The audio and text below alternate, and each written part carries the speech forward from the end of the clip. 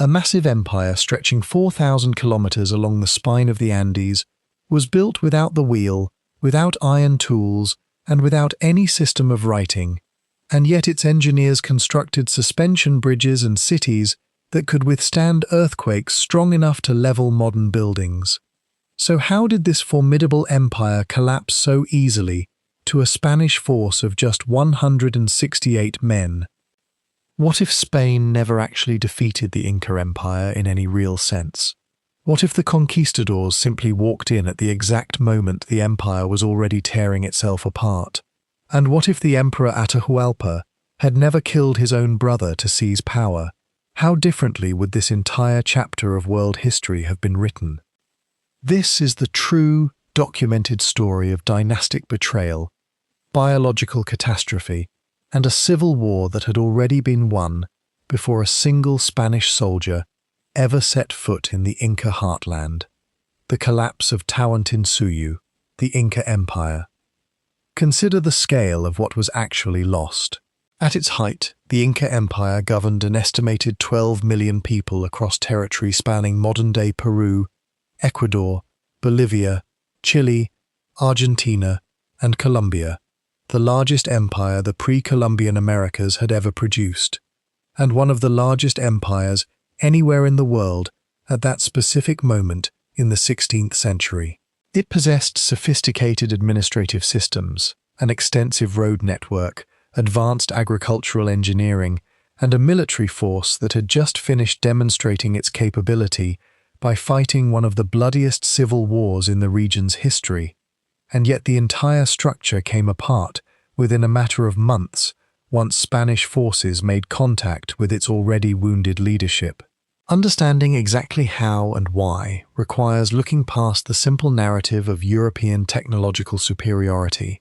into a story of family betrayal, invisible disease, and catastrophic timing that historians are still piecing together from the documentary and archaeological record 5 centuries later. What makes this story particularly striking when placed alongside the roughly contemporaneous fall of the Aztec Empire in Mexico is how closely the underlying pattern repeats itself, despite the two civilizations having developed independently, thousands of kilometers apart, with almost no direct contact between them. In both cases, European disease arrived ahead of European soldiers, killing a ruling emperor and his intended successor before conquest had even properly begun. In both cases, a bitter succession dispute or civil conflict had already fractured the empire's political and military cohesion by the time conquistadors made contact with what remained of centralized authority. And in both cases, a strikingly small European force achieved what should have been an impossible military outcome by exploiting exactly these pre-existing vulnerabilities rather than through any straightforward battlefield superiority. The Inca case adds one more layer of tragic irony that the Aztec conquest does not share quite as starkly. Atahualpa had, by any reasonable assessment, already won his war and secured his throne in the weeks before Pizarro's arrival, making his eventual downfall not the result of ongoing internal chaos, but the product of a victory so recent and a confidence so understandably high that he simply did not perceive the true nature of the threat approaching from the coast. Before 1438, the Inca were a modest regional power centered on the highland city of Cusco in what is now Peru, one of many competing ethnic groups scattered across the Andean highlands with no particular claim to future greatness. Everything changed when the neighboring Chanca people launched a massive assault on Cusco itself. The reigning Inca ruler, by most historical accounts, fled the city in the face of this overwhelming threat,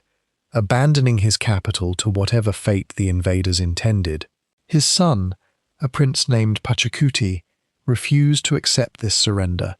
He rallied the remaining defenders and, according to the historical record, achieved a stunning and decisive victory against the Chanca forces that should have overwhelmed Cusco entirely. That victory transformed everything. Pachacuti proclaimed himself Sapa Inca, a title meaning something close to the one who transforms the world. and renamed the growing state Tawantinsuyu, the Empire of Four Parts, reflecting the four administrative regions that would eventually radiate outward from Cusco in every direction. What followed was one of the most rapid and systematic imperial expansions in world history. Pachacuti's approach combined shrewd diplomacy with ruthless military force in a calculated formula that neighboring peoples came to understand clearly. Inca emissaries would first approach a target kingdom offering incorporation into the empire on relatively generous terms, including infrastructure investment, food security, and political integration into the Inca administrative system. Kingdoms that accepted these terms peacefully were absorbed with minimal disruption. Kingdoms that refused faced total, uncompromising military conquest. This combination of genuine incentive and credible threat allowed the empire to expand at a pace that pure military conquest alone could never have sustained. The specific historical sources for this founding narrative deserve some attention, since the Inca themselves left no written records in the conventional sense. What historians know about Pachacuti's rise comes primarily from Spanish colonial chroniclers, who interviewed surviving Inca nobility and quipu specialists in the decades following the conquest,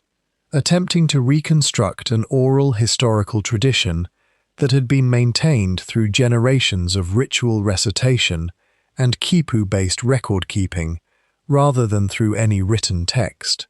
Chroniclers including Pedro Cieza de León and the mestizo writer Garcilaso de la Vega, whose mother was an Inca noblewoman, produced detailed accounts of the empire's founding and expansion that, while filtered through post-conquest Spanish and Christian frameworks, remain the primary documentary foundation for reconstructing pre-conquest Inca political history. Archaeological evidence from Cusco and the surrounding Sacred Valley has since confirmed the broad chronology these chronicles describe, including evidence of the rapid, large-scale construction projects that Pachacuti's reign initiated across the newly expanding imperial capital. The Chanca threat that nearly destroyed Cusco before Pachacuti's decisive intervention deserves closer examination, since the sheer scale of the crisis helps explain why his subsequent transformation of the state was so radical and so rapid. The Chanca Confederation had, by most accounts, already conquered or absorbed several neighboring peoples before turning their attention to Cusco, arriving with a force that vastly outnumbered whatever defenders the Inca could initially muster. The reigning ruler's decision to abandon the city rather than risk it in open battle was, by conventional military logic of the era, arguably the sensible choice given the apparent odds. Pachacuti's refusal to accept this calculation, and his subsequent success in rallying a defense that should not have worked, established from the very outset of his reign a personal narrative of decisive action in the face of overwhelming odds that would define both his own leadership style and the aggressive, opportunistic expansionist policy he pursued for the remainder of his life. What the Inca built across the Andean mountains, using none of the technologies that conventional histories typically associate with advanced civilization, remains one of the most remarkable engineering achievements in the pre-modern world. The Inca road system, known as the Capacñan, stretched more than 40,000 kilometers across some of the most difficult terrain on Earth, cutting through mountain passes, crossing deep ravines, and traversing coastal deserts to connect every corner of the empire, a network considerably longer than the famous road system built by the Roman Empire centuries earlier, and constructed without any wheeled vehicles whatsoever, since the Inca never developed or adopted wheel technology for transportation purposes. Suspension bridges made from woven ichu grass allowed travelers and llama caravans to cross deep mountain gorges that would otherwise have been completely impassable. Inca engineers twisted this grass into massive cables thick enough to support significant weight, anchoring them to stone foundations on either side of a ravine and periodically replacing the entire structure as part of an organized, community-based maintenance system that kept these bridges functional for centuries. The stonework of Inca architecture remains, to this day, a genuine engineering mystery in certain technical respects. Massive stone blocks, some weighing many tons, were cut and fitted together with such extraordinary precision that no mortar was needed to hold them in place, and the joints between stones are frequently so tight that even a thin blade cannot be inserted between them. This ashlar masonry technique also served a specific practical purpose beyond mere aesthetics.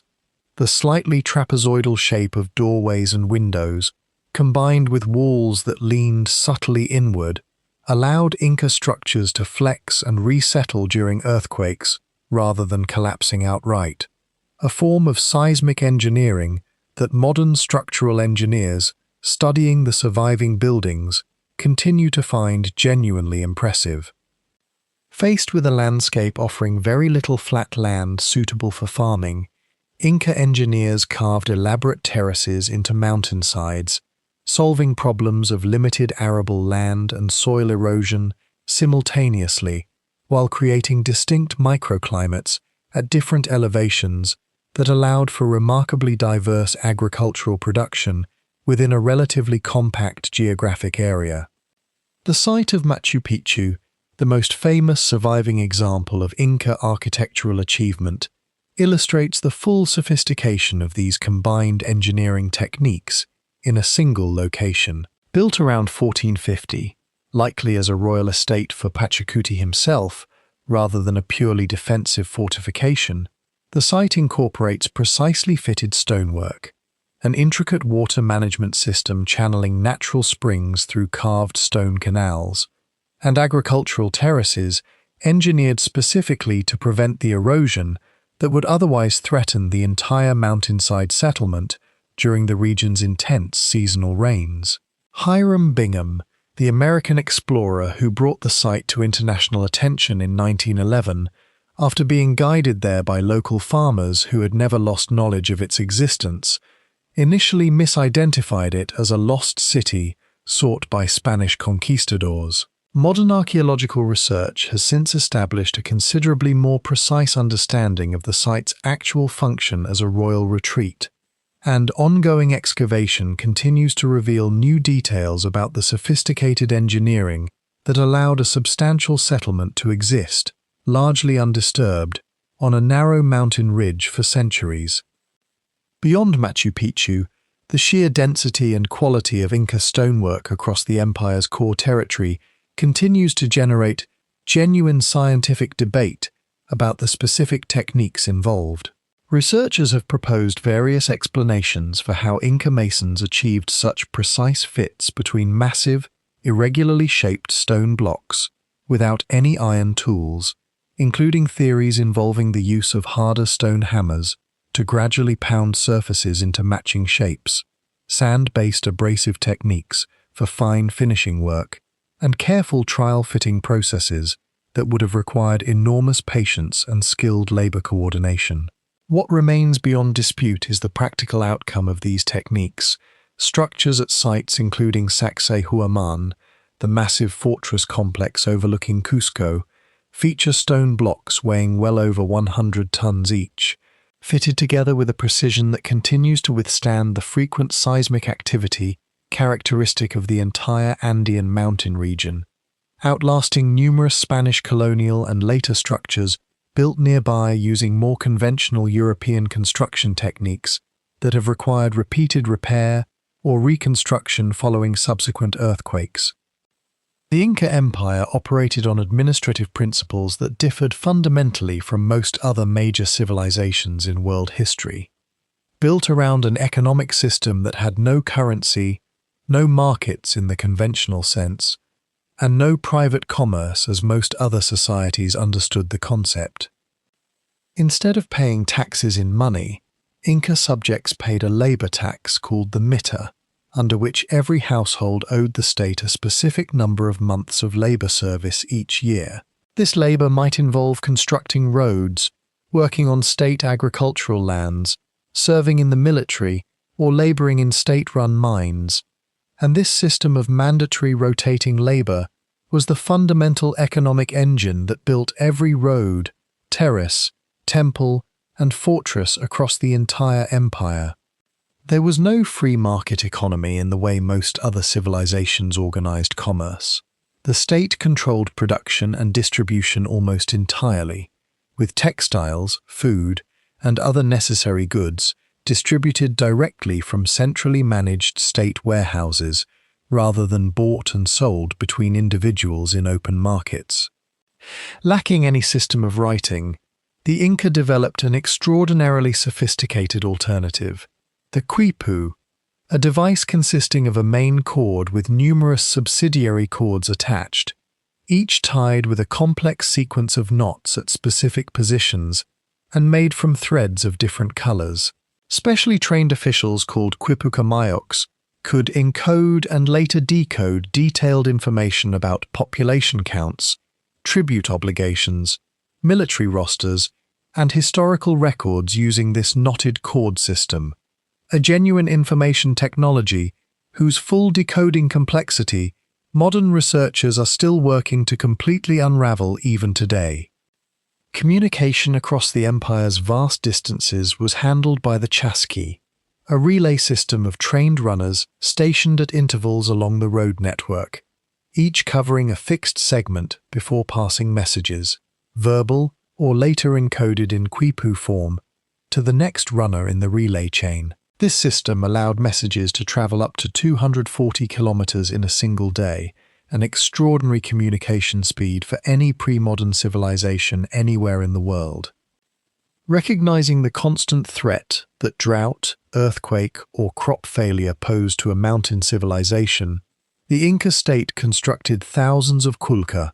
purpose-built storage facilities, positioned strategically along the road network, stockpiling food and other essential supplies that could sustain both military campaigns and civilian populations during periods of genuine emergency.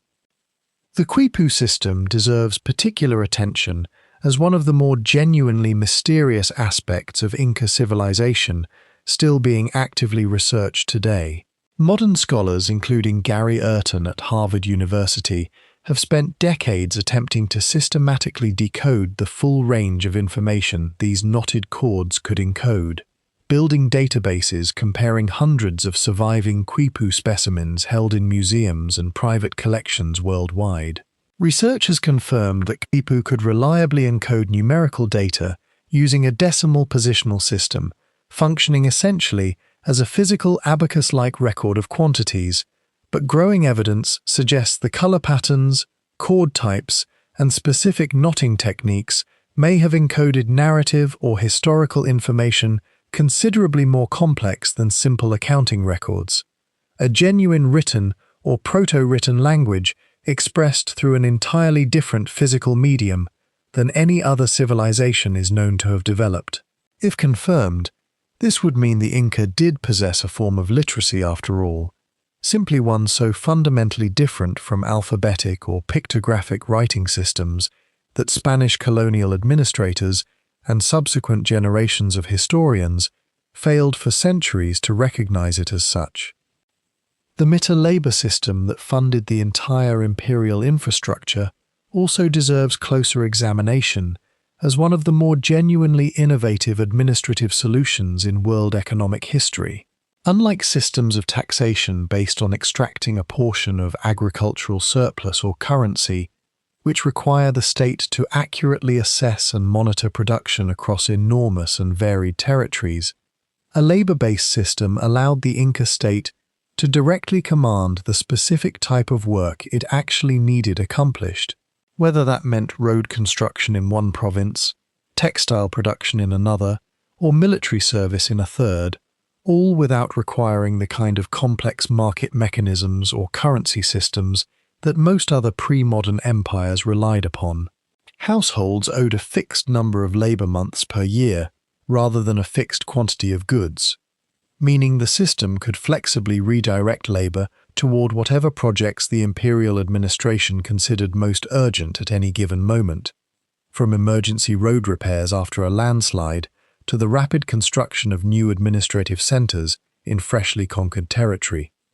This system also carried significant social and psychological weight beyond its purely economic function, because mita service was framed not as burdensome taxation, but as a form of reciprocal obligation between subjects and a divine emperor who was believed to personally provide for his people's welfare in return.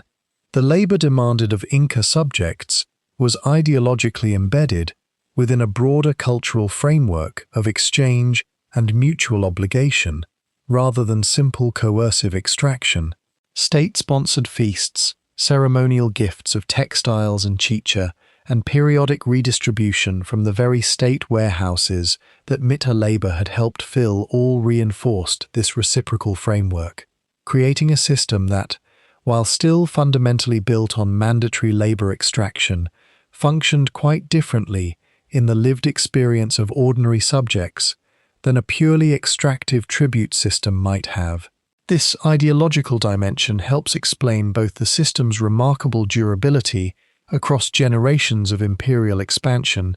and the genuine sense of loss and disruption that indigenous Andean communities experienced when Spanish colonial administrators subsequently replaced this reciprocal labor system with far more purely extractive forms of forced labor, including the notorious mining mita that Spanish colonial authorities imposed at Potosí and other mining centers in the decades following the conquest. Huayna Capac, the last great Inca emperor to rule over a genuinely unified empire, ascended to power near the end of the 15th century and continued the pattern of aggressive territorial expansion that had defined his predecessors, pushing the empire's northern frontier deep into what is now Ecuador and southern Colombia. Because the empire had grown so vast, Huayna Capac spent much of his own reign based in the northern city of Quito rather than the traditional capital at Cusco, using the northern city as his primary military and administrative headquarters for extended periods while managing ongoing campaigns and consolidating newly conquered territories. The Inca military at its peak numbered in the hundreds of thousands, equipped with bronze-headed weapons, wooden clubs, and devastatingly effective sling weapons capable of hurling stones with enough force to crack skulls or dent European steel armor at close range. A genuinely formidable fighting force by any regional standard. Yet the empire's sheer physical scale created persistent structural problems that even its impressive road and communication systems could never fully solve. Coordinating military movements and administrative decisions across a territory stretching from modern Colombia to modern Chile remained a genuine logistical challenge despite the excellent infrastructure, with the practical realities of distance and terrain inevitably slowing response times to any crisis that emerged simultaneously in different regions of the empire. Perhaps most consequentially for everything that followed, Huayna Capac had raised his two most prominent sons in radically different environments that would shape their entire approach to leadership and rulership. Huáscar was raised in Cusco, immersed in the traditional administrative and ceremonial culture of the imperial capital, while Atahualpa was raised largely in Quito, surrounded by the empire's most experienced military commanders and hardened veteran soldiers who had spent years actively campaigning alongside his father in the northern territories. This geographic and cultural divide between the two half-brothers reflected a broader structural tension that had been building within the empire for decades. The traditional Inca nobility of Cusco, whose status and privileges derived from proximity to the ceremonial and religious center of imperial life, increasingly found themselves administratively and militarily overshadowed by a newer class of battle-tested commanders, whose power derived from ongoing frontier warfare rather than inherited court position. Huayna Capac's decision to spend so much of his reign in the north, however militarily necessary given the empire's ongoing expansion, had the unintended consequence of allowing this northern military establishment to develop an independent identity and command structure that owed its primary loyalty to Atahualpa personally rather than to the traditional administrative hierarchy still centered in Cusco, a fault line that would prove impossible to paper over once the succession crisis actually began. Around 1527, smallpox, a disease entirely unknown anywhere in the Americas before European contact, began spreading southward from Central America into South America, moving through indigenous trade and communication networks considerably faster than any Spanish soldier had yet managed to travel. The Inca population possessed absolutely no prior exposure or immunity to this specific pathogen, meaning that once introduced into any community, the disease spread with catastrophic speed and killed with a mortality rate that indigenous populations elsewhere in the Americas were already experiencing with horrifying consistency. Huayna Capac himself fell seriously ill with smallpox while still based in Quito, his condition deteriorating rapidly despite whatever medical and religious interventions his physicians and priests attempted on his behalf. In a devastating compounding tragedy, Ninan Cuyochi, the son Huayna Capac had already formally designated as his intended heir and successor, contracted the same disease at almost exactly the same time, and died from it as well,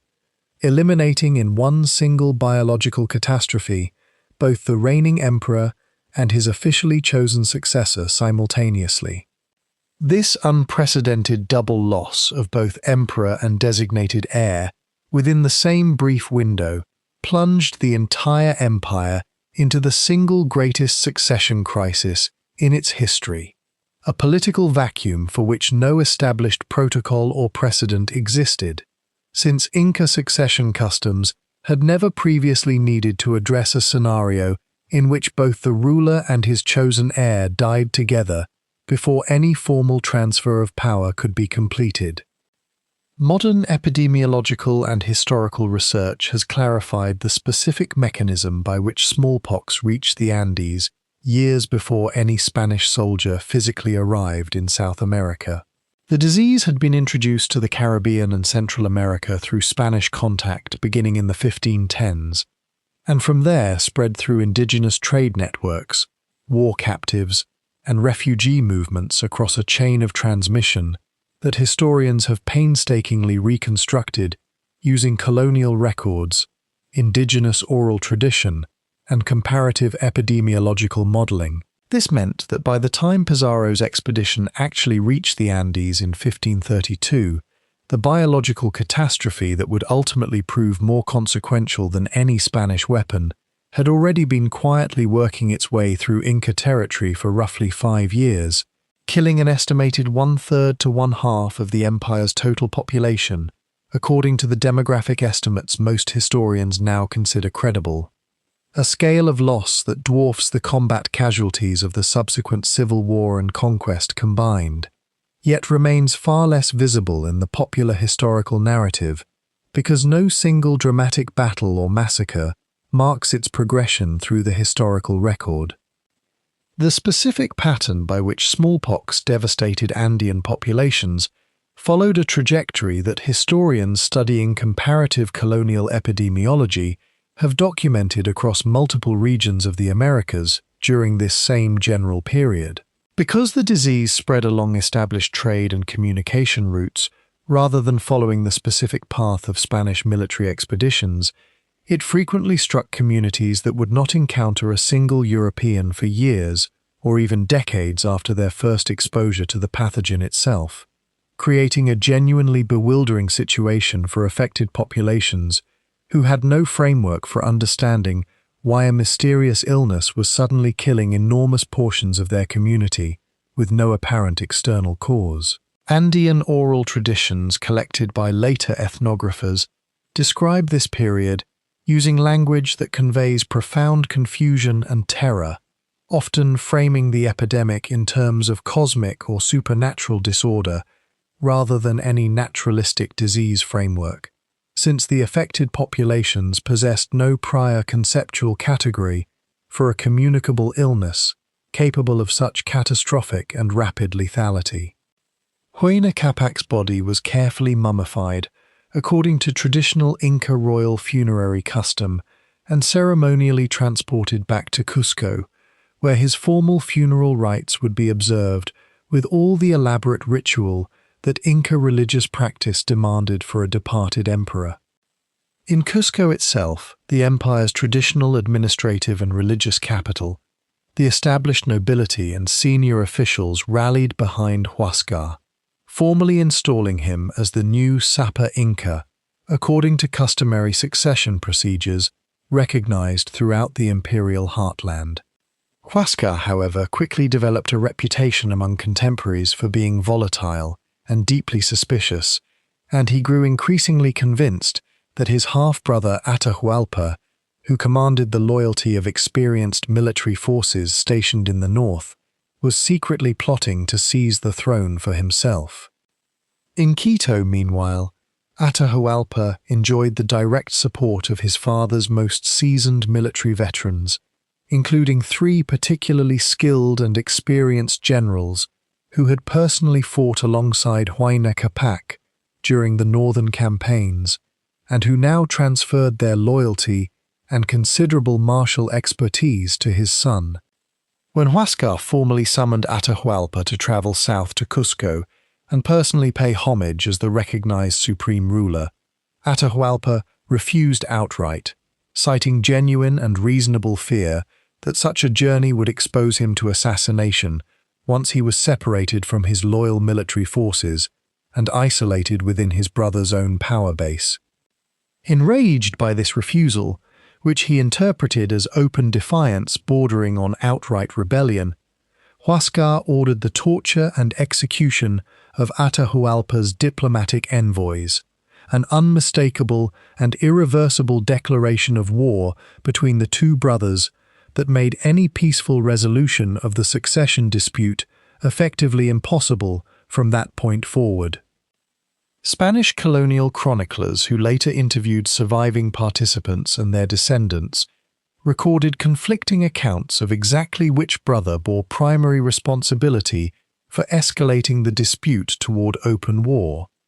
a reflection of how thoroughly each side's supporters continued shaping the historical narrative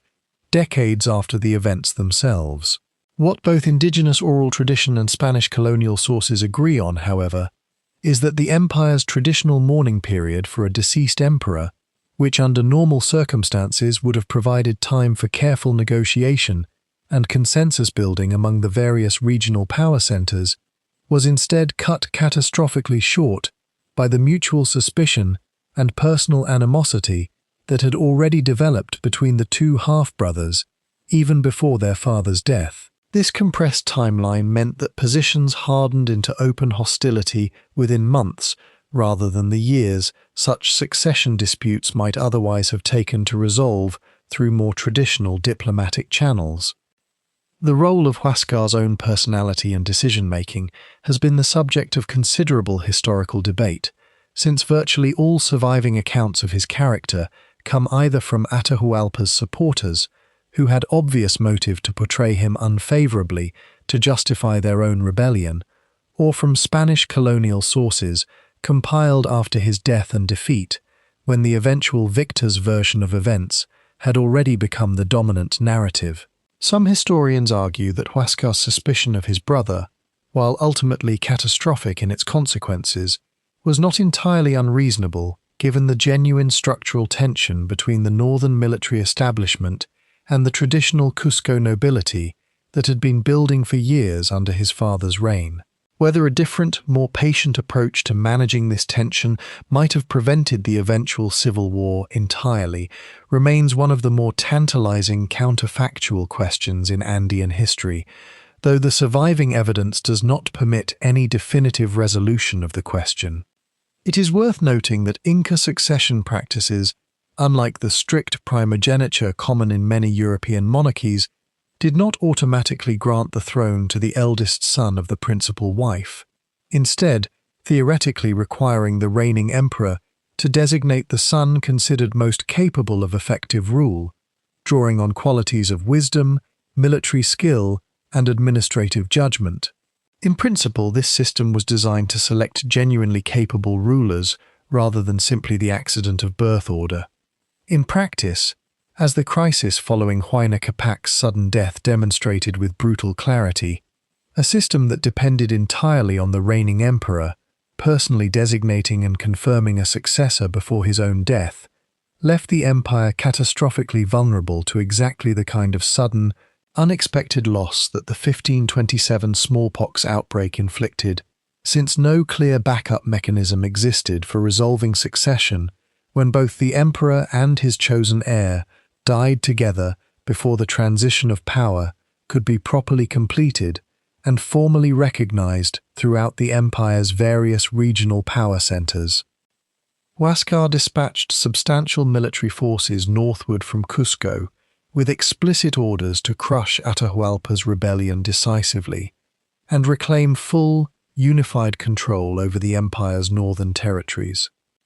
In the war's opening engagements, Huáscar's forces achieved genuine early success, defeating Atahualpa's initial defensive positions and, remarkably, managing to capture Atahualpa himself as a prisoner during these first exchanges of the conflict. Atahualpa, however, managed a daring escape from captivity, reportedly using a tool smuggled to him secretly by a sympathetic woman, and successfully made his way back to his own loyal forces in the north to resume command of what had briefly appeared to be a lost cause. Once free, Atahualpa moved quickly to consolidate the veteran, battle-hardened military forces that had spent years actively campaigning throughout the empire's northern territories under his father's direct command. His two principal subordinate commanders, Quisquis and Calcuquima, proved to be exceptionally capable and ruthless military leaders whose considerable tactical sophistication and battlefield experience decisively outmatched the comparatively inexperienced forces that Huáscar could field from the more administratively focused southern capital. What followed was a sustained, brutal military campaign as Atahualpa's veteran northern forces swept southward toward Cusco, systematically defeating and destroying any city or regional power that dared to maintain its loyalty to Huáscar along the way. The specific composition of Atahualpa's veteran army deserves attention as a factor historians consider decisive in explaining the war's ultimate outcome. These were not fresh conscripts hastily assembled for the conflict, but rather seasoned soldiers who had spent years, in some cases decades, engaged in continuous frontier warfare against the various indigenous peoples of the empire's expanding northern border, gaining practical combat experience that the more ceremonially focused forces available to Huáscar in Cusco simply could not match. This experience gap manifested in every dimension of the conflict, from the tactical sophistication Quisquis and Chalcuchima brought to individual engagements, to the logistical discipline that allowed Atahualpa's forces to sustain a prolonged campaign across hundreds of kilometers of difficult mountain terrain without the kind of supply breakdowns that plagued Huáscar's less experienced southern armies throughout the conflict. Atahualpa's forces employed a deliberate, scorched earth strategy as they advanced southward, burning entire settlements and slaughtering the population of the Cañari people, a group that had committed the fatal error of publicly supporting Huáscar's claim to the imperial throne. The civil war ultimately dragged on for approximately 5 years, and by its conclusion had claimed the lives of an estimated 100,000 Inca subjects or more, devastating the empire's available manpower, agricultural production, and accumulated administrative resources at the precise moment external threats were beginning to emerge on the horizon. The war's decisive confrontation occurred in 1532 near the battle site known as Quipaipan, just outside the walls of Cusco itself, where the two rival armies finally met in what would prove to be their final major engagement of the entire conflict. Atahualpa's veteran commanders executed a calculated feigned retreat, deliberately luring Huáscar's overconfident forces into a narrow, confined valley where the terrain itself would work decisively against them, before springing a coordinated ambush that surrounded and annihilated the trapped southern army. Huáscar himself was captured alive during the chaos of this final battle, seized while still positioned inside his ceremonial battle litter, and was immediately stripped of all royal authority and status, transformed instantly from reigning Sapa Inca into a humiliated captive of his own younger brother. Atahualpa's victorious forces then marched into Cusco itself and formally took control of the imperial capital, beginning an extensive and thorough purge intended to eliminate any remaining political opposition or potential rival claimants to the throne throughout the newly reunified empire. The battle at Quipaipan and its immediate aftermath have been reconstructed by historians primarily through the accounts of Spanish chroniclers who interviewed Inca nobility in the years immediately following the conquest, supplemented by archaeological surveys of the battle area conducted in more recent decades. These accounts consistently describe the systematic and deliberately public nature of Atahualpa's subsequent purge, which extended well beyond Huáscar's immediate family, to encompass provincial governors, military officers, and religious officials throughout the empire who were suspected of having supported the losing faction. This scale of internal purge, occurring simultaneously with the empire's ongoing demographic collapse from smallpox, meant that by the time Spanish forces actually arrived at Cajamarca, the imperial administrative structure that had once efficiently governed millions of subjects across thousands of kilometers had been severely, if not yet completely, hollowed out from within. The specific mechanics of the ambush at Quipaipan reveal a level of tactical sophistication that historians of pre-modern warfare consider genuinely impressive by any comparative global standard. Rather than relying purely on numerical superiority or straightforward frontal assault,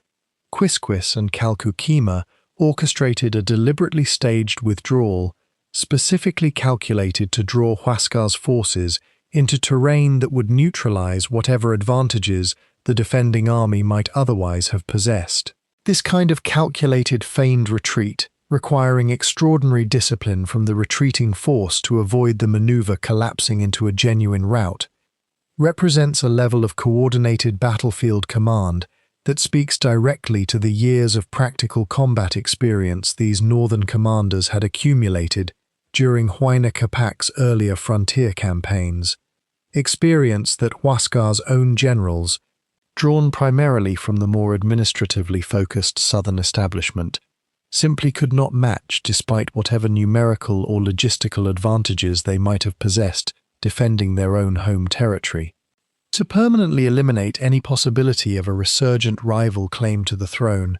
Atahualpa's most trusted generals ordered the systematic execution of Huáscar's wives, children, and extended royal relatives, reportedly carried out directly in front of the defeated former emperor himself, as a final, deliberate act of psychological cruelty. In an act whose brutality shocked even hardened contemporaries, the skulls of several of Huáscar's defeated generals were reportedly gilded with gold and converted into ceremonial drinking vessels, used specifically for drinking chicha, the traditional maize-based alcoholic beverage, during victory celebrations marking the war's conclusion. At the very moment news of this decisive victory finally reached him, Atahualpa was resting and recovering from various physical ailments at the hot mineral springs near Cajamarca, a location he had chosen specifically for its reputed healing properties. Now commanding a battle-hardened army numbering approximately 80,000 soldiers positioned nearby, Atahualpa reportedly felt genuinely invincible, having just definitively won what had been the most consequential and destructive civil war in the entire history of the Inca Empire. It was at this exact moment of supreme confidence that royal messengers arrived bearing strange and deeply unsettling news. Unfamiliar bearded men, mounted on massive unknown creatures, had been spotted climbing steadily up through the mountain passes, apparently heading directly toward his location. Some Spanish chroniclers writing decades later suggested that Atahualpa and his advisors initially interpreted these reports through the lens of existing Andean mythology concerning Viracocha, a creator deity associated in some traditions with pale skin and a beard, who, according to certain legends, had promised to eventually return. Modern historians treat this specific interpretive framework with considerable skepticism, noting that much of the documentary evidence for pre-existing prophecies about bearded, pale-skinned visitors appears in sources compiled after the conquest had already occurred, raising the real possibility that these accounts represent retrospective rationalization rather than genuine contemporary belief. What the more reliable contemporary evidence does establish clearly is that Atahualpa possessed detailed intelligence about the small size of the approaching Spanish force well before they arrived at Cajamarca, and made a calculated, rational decision based on that specific numerical assessment, rather than any supernatural terror or religious paralysis,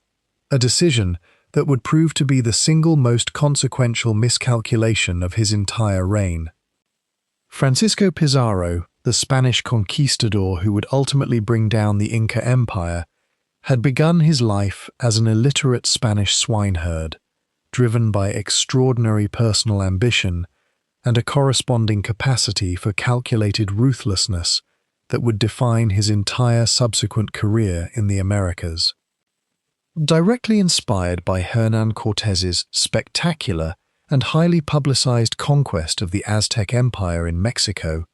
Pizarro determined to seek his own comparable fortune and glory farther south along the Pacific coast of the continent,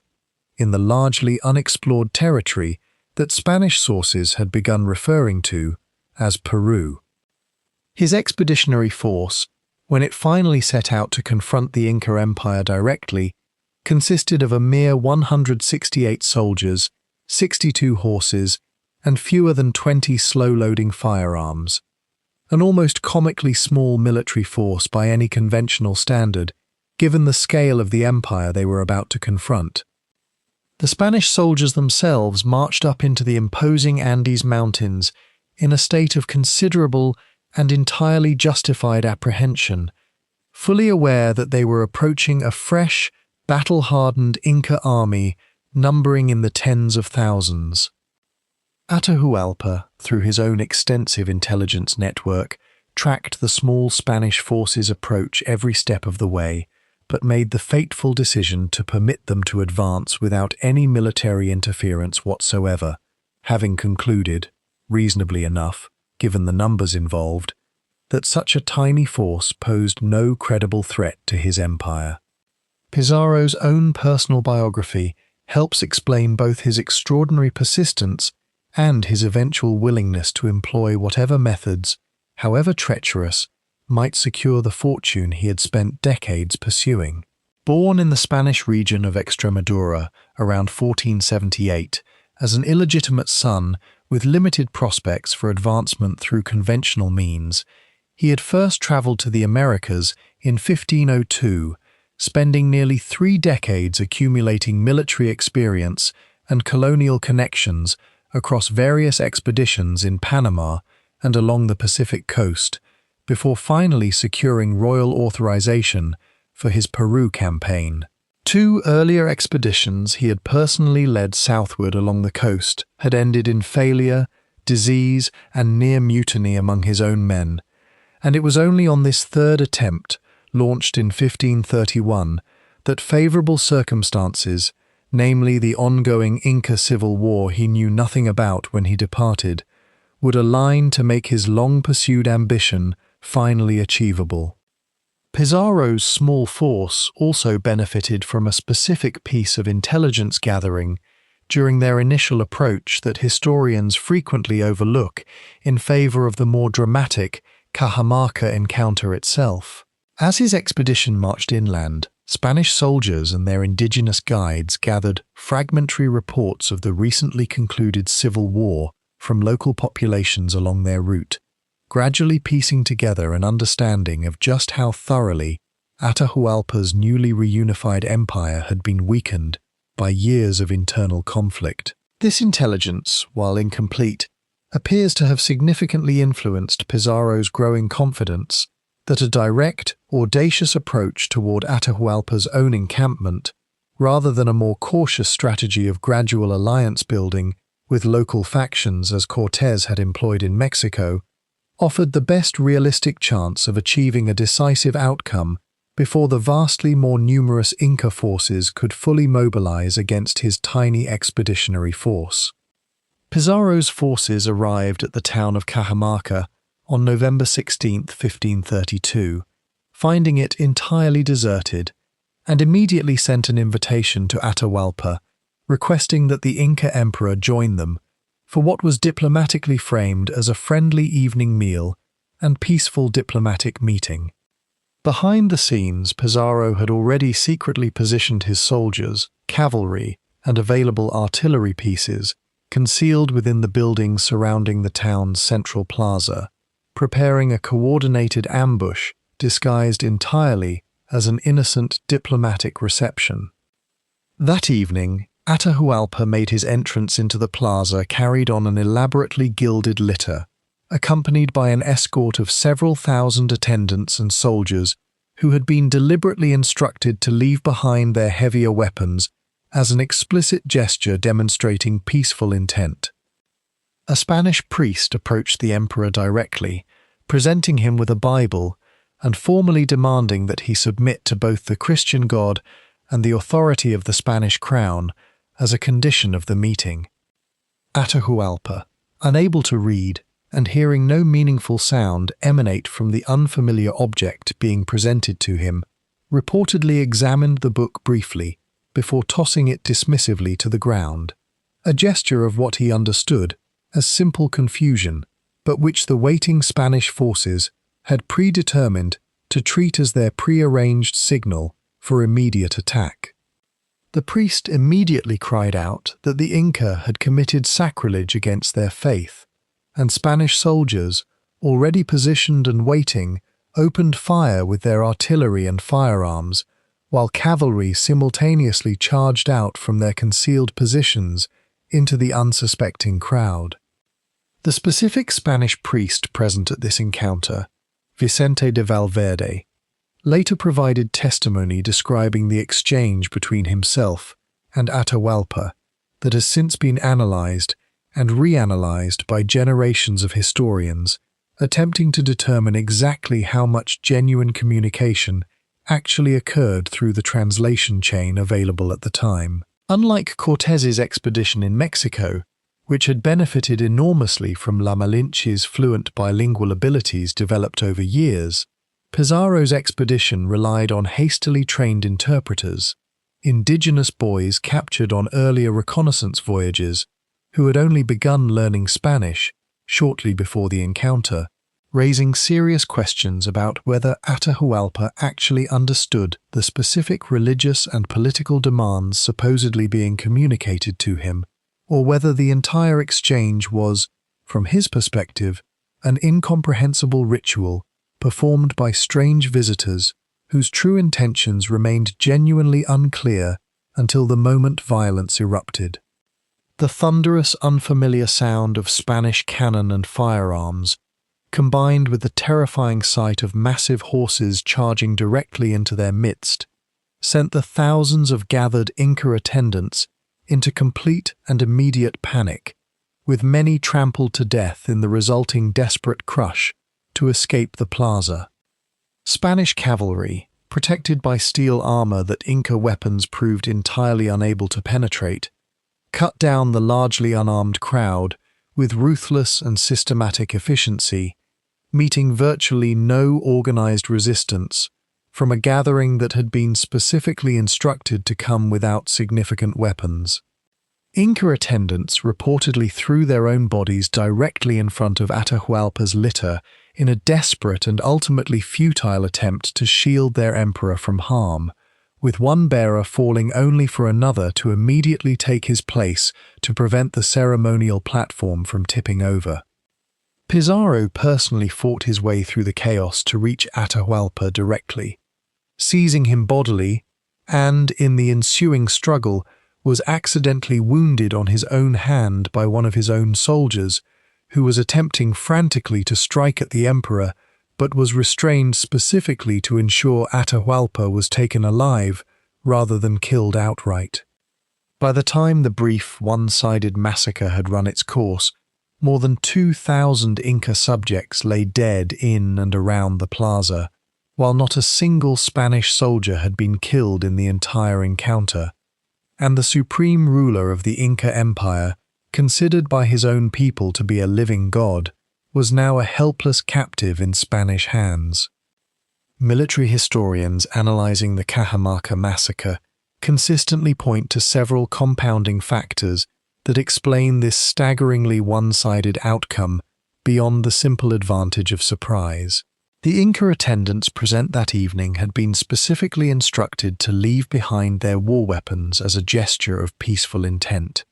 meaning the gathered crowd possessed essentially no capacity for organized armed resistance even before the ambush began. Spanish steel swords and armor, while limited in overall quantity, proved devastatingly effective against opponents equipped with bronze-edged weapons and no comparable defensive armor of their own. And the confined space of the plaza itself, deliberately chosen by Pizarro for this exact tactical purpose, prevented any possibility of the vastly more numerous Inca attendants using their numbers to overwhelm the smaller Spanish force through simple weight of bodies, since the panicked crowd's only real option was to attempt escape through the plaza's limited exits rather than mount any coordinated counterattack. The psychological dimension of this encounter also deserves emphasis, since it compounded the purely tactical advantages Spanish forces already possessed. Inca warriors and attendants had never previously encountered gunpowder weapons, steel armor, or full-sized horses, meaning that the sensory experience of the ambush, the deafening noise of cannon fire, the sight of massive unfamiliar animals charging at speed, and the sheer disorienting shock of a peaceful diplomatic gathering suddenly transforming into a massacre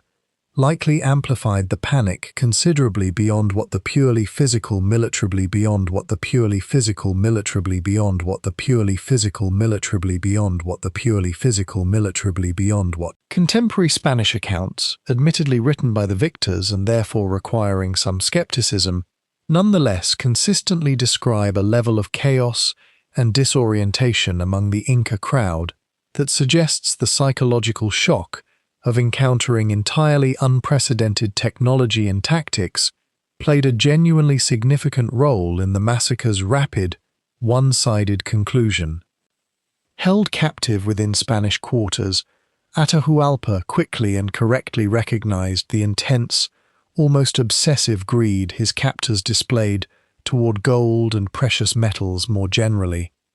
He proposed an extraordinary bargain in exchange for his eventual release. He would fill the room where he was being held, measuring roughly 6 meters by 5 meters, with gold objects up to the height his own raised arm could reach, and would additionally fill 2 further rooms of similar size with silver, all to be delivered within a period of approximately 2 months. Even while held as a prisoner, Atahualpa continued issuing direct orders to his own loyal subjects, commanding them to strip gold and silver ornamentation from his own empire's temples and palaces, specifically to meet the terms of the ransom he had personally negotiated. Genuinely fearful that his captors might release his defeated rival Huascar and install him as a more cooperative puppet emperor in his place, Atahualpa secretly ordered his own loyal generals to have his imprisoned brother executed, eliminating that particular political threat from within his own prison cell. An almost unimaginable quantity of gold and silver artwork, representing many tons of accumulated precious metal and centuries of accumulated Inca craftsmanship, was eventually delivered to fulfill the ransom terms, and Spanish forces, showing no genuine appreciation whatsoever for its artistic or cultural value, promptly ordered it all melted down into standardized, easily transportable ingots. The resulting wealth was distributed among Pizarro's soldiers, instantly transforming even the lowest-ranking common infantrymen into extraordinarily wealthy men by any contemporary European standard. Yet, despite having received the full, agreed-upon ransom in complete accordance with the negotiated terms, Pizarro had never actually intended to release the Inca emperor at all. The precise quantity of treasure collected for Atahualpa's ransom has been documented with unusual specificity thanks to the careful Spanish colonial record-keeping practices of the era, which required detailed inventories of any treasure claimed on behalf of the crown. Historical estimates place the total haul at approximately 6 tons of gold and nearly 12 tons of silver, an amount whose value, even by conservative modern calculations, would represent one of the largest ransom payments in recorded human history. The specific artistic and cultural objects melted down to produce this ransom included ceremonial vessels, architectural ornamentation stripped directly from the walls of Cusco's most important temples, and burial goods removed from royal tombs, representing, much as occurred simultaneously in Mexico following the Aztec conquest, an irreplaceable loss of pre-Columbian artistic and cultural heritage whose full scope can now only be estimated through the written inventories that document what was destroyed, rather than through any surviving physical examples of the objects themselves. Contemporary Spanish accounts describe the sheer craftsmanship of what was destroyed with a specificity that modern art historians find genuinely tragic to read. Pedro Sancho, one of Pizarro's own secretaries who personally witnessed and helped catalogue the incoming treasure, described life-sized gold and silver figures of llamas, elaborate golden replicas of maize plants with individually crafted kernels and leaves, and ceremonial thrones covered in sheets of beaten gold, objects whose artistic sophistication rivaled anything being produced in contemporary Renaissance Europe, all reduced within weeks to anonymous ingots stamped only with the Spanish crown's official assay marks. Only a small handful of pre-conquest Inca gold and silver objects survive in museum collections today, most of them pieces that had been buried with royal mummies in locations Spanish looters never discovered, or objects that had already been sent to Spain as diplomatic gifts before the systematic melting of the ransom treasure began in earnest. Increasingly fearful that loyal Inca military forces might attempt a rescue operation to free their captured emperor by force, Spanish authorities convened a deliberately staged and entirely illegitimate trial, formally charging Atahualpa with treason, the murder of his own brother, and continued worship of what Spanish clergy considered idolatrous religious practices. Aware that traditional Inca religious belief held that a body destroyed by fire could never properly enter the afterlife, and that his soul required an intact physical body to continue its existence beyond death, Atahualpa faced the specific horror of a death sentence by burning at the stake with particular dread. In a desperate final attempt to preserve his body from this fate, Atahualpa agreed at the very last moment to accept Christian baptism, taking the new name Francisco, in a final, calculated bargain intended to secure a different, less religiously catastrophic method of execution. On July 26, 1533, the once supremely powerful Inca emperor was executed by garrote, a method of strangulation using a tightening cord, in the central plaza of Cajamarca, the very same location where he had been captured only months earlier. Pizarro subsequently marched into Cusco itself and occupied the imperial capital without encountering any significant organized resistance, then installed Manco Inca, a half-brother of the executed Huáscar, as a nominal puppet emperor whose primary function was to lend a veneer of legitimate continuity to what was, in practical reality, complete Spanish colonial control over the former empire. Historical assessment of Atahualpa's trial and execution has grown increasingly critical over the centuries, with even contemporary Spanish observers expressing discomfort at the proceedings' obvious illegitimacy. The Spanish crown itself, upon learning the details of how Pizarro had executed a foreign sovereign ruler without any genuine legal authority to do so, reportedly expressed considerable displeasure at the incident, viewing it as a diplomatic and legal overreach that complicated Spain's broader claims to legitimate rule over newly conquered territories. Some modern historians argue that Atahualpa's death, rather than simply following logically from the earlier Cajamarca massacre, actually represented Pizarro's calculated response to specific intelligence suggesting the approach of General Rumiñahui, one of Atahualpa's most capable surviving northern commanders, with a substantial relief force potentially large enough to threaten the small Spanish garrison and its highly valuable royal captive. The moral and legal irony of Atahualpa's execution deserves particular note within the broader context of this entire historical episode. Having already received the full ransom payment Atahualpa had personally negotiated and organized in complete good faith, Spanish authorities executed him regardless, on charges that included fratricide against Huáscar, a killing that Atahualpa had in fact ordered specifically because he feared Spanish forces might use his defeated brother as a more pliable puppet ruler in his own place, meaning Spanish paranoia about Inca political maneuvering had directly caused the very act for which they then claimed moral justification in condemning him to death. This circular self-justifying logic in which Spanish actions and anxieties produced the specific behavior subsequently cited as grounds for execution exemplifies the broader pattern of legal and moral pretext that characterized much of the conquest period across the Americas, in which genuinely arbitrary exercises of power were retroactively dressed in the language of legitimate judicial process.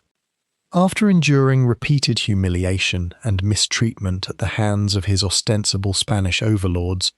the puppet emperor Manco Inca eventually managed to escape Spanish custody and began actively organizing a genuine, large-scale rebellion against continued Spanish colonial rule. In 1536, Manco Inca assembled an army numbering in the tens of thousands and laid an extended siege to Cusco lasting approximately 10 months, coming remarkably close to completely overwhelming and expelling the Spanish garrison entirely, before being forced to withdraw due to the onset of seasonal rains and increasingly critical supply shortages among his own besieging forces.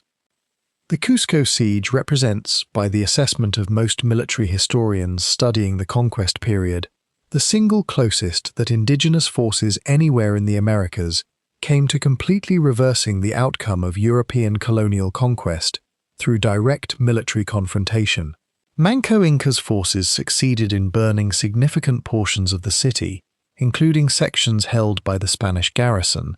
and Spanish accounts from the period conveyed genuine desperation among the besieged defenders, who faced dwindling supplies and increasingly hopeless odds as the siege dragged through its later months. What ultimately broke the siege was not any decisive Spanish military victory, but rather the practical agricultural necessity that eventually forced Manco Inca's besieging army to disperse, since maintaining tens of thousands of soldiers in the field for an extended period required abandoning the planting season that Andean agricultural communities depended upon for their survival, a structural vulnerability of any pre-modern siege operation that ultimately proved decisive even when the tactical and numerical situation had overwhelmingly favored the besieging force. Following this narrowly failed rebellion, the surviving remnants of Manco Inca's loyal forces retreated deep into the remote Amazonian jungle frontier, where they established a hidden new capital at Vilcabamba and continued waging sustained guerrilla resistance against Spanish colonial authority for nearly 40 additional years. This remarkable and stubborn holdout resistant state finally came to its definitive end in 1572, when Spanish colonial forces succeeded in locating, storming, and destroying Vilcabamba, capturing Tupac Amaru, the last reigning Inca emperor, who was subsequently brought back to Cusco and publicly beheaded in the city's main plaza. An empire that had taken centuries to construct, built through masterful engineering achievement, and organized around the labor and loyalty of millions of subjects, was ultimately and completely dissolved, not primarily through any inherent military or technological weakness on the Inca side, but through the devastating combination of an invisible foreign disease and a catastrophic internal civil war that had already fatally weakened the empire from within, opening the door for a comparatively tiny external force to walk in and claim what remained. The extended 40-year resistance, centered at Vilcabamba, deserves far more attention than the standard popular narrative of conquest typically affords it, since it fundamentally complicates the simple story of instant Spanish victory that so many accounts of 1532 leave audiences believing. For nearly 4 decades after Atahualpa's execution, a functioning Inca state continued to operate from its remote jungle capital, maintaining its own court, its own religious practices, and its own military forces capable of conducting sustained guerrilla operations against Spanish colonial authority. Manco Inca himself, and later his sons who succeeded him as rulers of this remnant state, maintained diplomatic correspondence with Spanish colonial authorities, occasionally negotiating temporary truces while continuing to regard themselves as the legitimate rulers of Tawantinsuyu rather than as defeated subjects of a foreign crown. The site of Vilcabamba itself was lost to modern knowledge for centuries following its destruction, with various ruins across the region misidentified by different explorers as the location of this final Inca capital, before archaeologist Jean Savoy definitively identified the correct site in 1964 at a location now known as Espiritu Pampa. Ongoing archaeological work at this site continues to reveal details about how the remnant Inca state organized its final decades of independent existence, including evidence of continued monumental construction and administrative activity that demonstrates the sophistication of Inca governance persisted in diminished form long after the fall of Cusco itself. The demographic catastrophe inflicted by European disease, meanwhile, continued reshaping Andean society for generations after the initial 1520s smallpox wave that had already killed Huayna Capac and his designated heir before Pizarro ever arrived. Subsequent epidemic waves of measles, typhus, and further smallpox outbreaks throughout the 16th century compounded the initial catastrophe, with historians estimating that the total indigenous population of the former Inca territories may have declined by as much as 90% within the century. Following first contact, a demographic collapse whose scale dwarfs any purely military casualty figure from the conquest period, and that fundamentally reshaped the ethnic, cultural, and economic landscape of the entire Andean region in ways still being studied by historians and geneticists today. Modern genetic research analyzing contemporary Andean populations, combined with ancient DNA extracted from pre-conquest burial sites, has begun mapping this demographic transformation with increasing precision,